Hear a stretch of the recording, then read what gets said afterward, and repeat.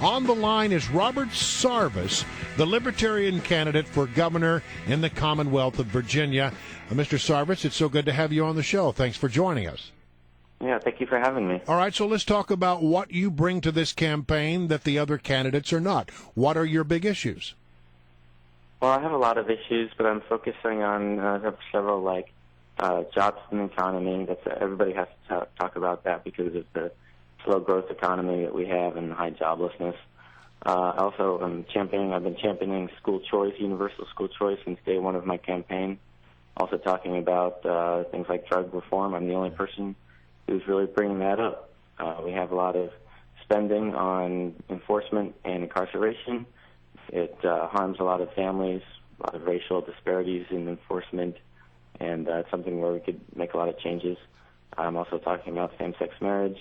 If we're going to have government in the business of regulating personal relationships, we should make the legal privileges available to same-sex couples on an equal basis.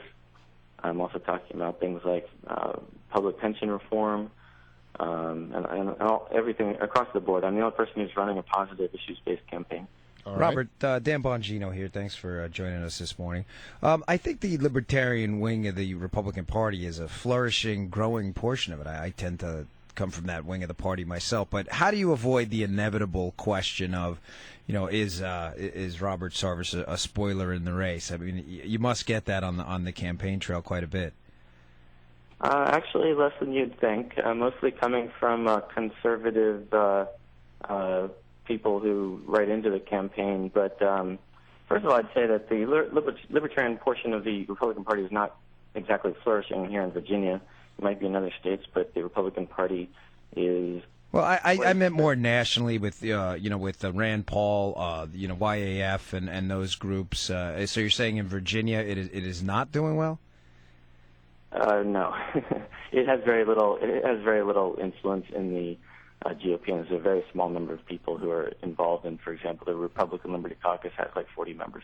Well, let me drill down on that a little bit, though. In the Virginia governor's race, you're polling, depending on which poll you look at, somewhere between 9 and 10% of the vote. Now, clearly, it's a heavy lift to say you're going to win this thing, but yet by being in the race, don't you pull away more from Mr. Cuccinelli than you do from Mr. McAuliffe? That's actually not what the polls say. The polls say the crosstabs on the Roanoke College poll say I pull equally, and mostly from people who weren't going to vote because the two candidates are so extreme. So you're going to get the protest vote? Well, not just the protest vote. I mean, there's people who, as you said, there are a lot of people who are standing up for freedom more and more every year, and 40% said they wanted another candidate. And I just don't think, we're also trying to get the Libertarian Party major party status here in Virginia, and that's an important consideration. So there are a lot of ways in which I think we can make a huge difference here. So it's your opinion that you pull from both Mr. McAuliffe and Mr. Cuccinelli sort of equally, right? Right, and that's what the evidence says. All right, so you don't think that when people say spoiler, spoiler, spoiler, you just discount that? Yeah, I mean, I think you have to based on the evidence, and also I think it's, both parties do not like their candidate, and there are a lot of negatives on both candidates.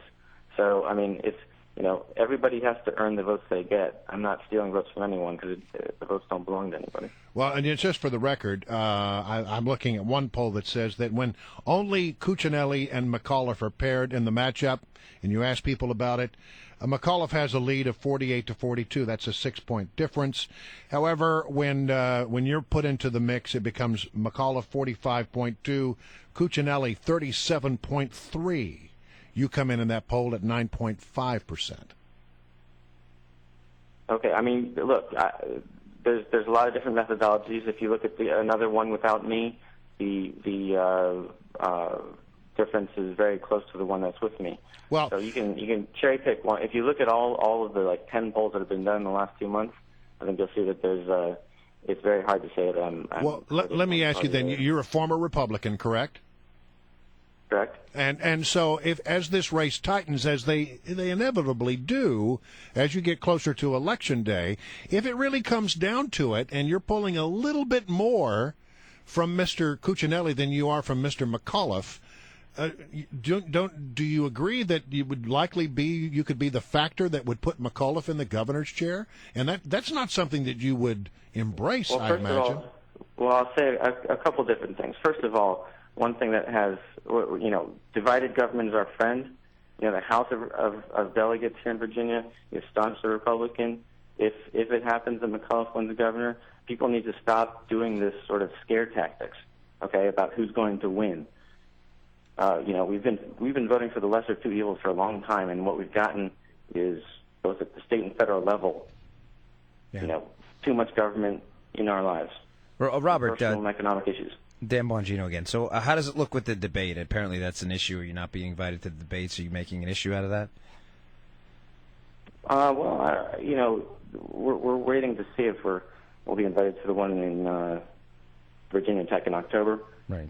But part of the problem is that the other two candidates are such prima donnas that they've only agreed to one other debate where that one I won't get invited. All right, Robert. All right. Well, listen, we appreciate it so much. Thank you for joining us here, Robert Sarvis, the Libertarian candidate for Virginia governor. We appreciate you joining here on Mornings on the Mall. Thanks, Robert.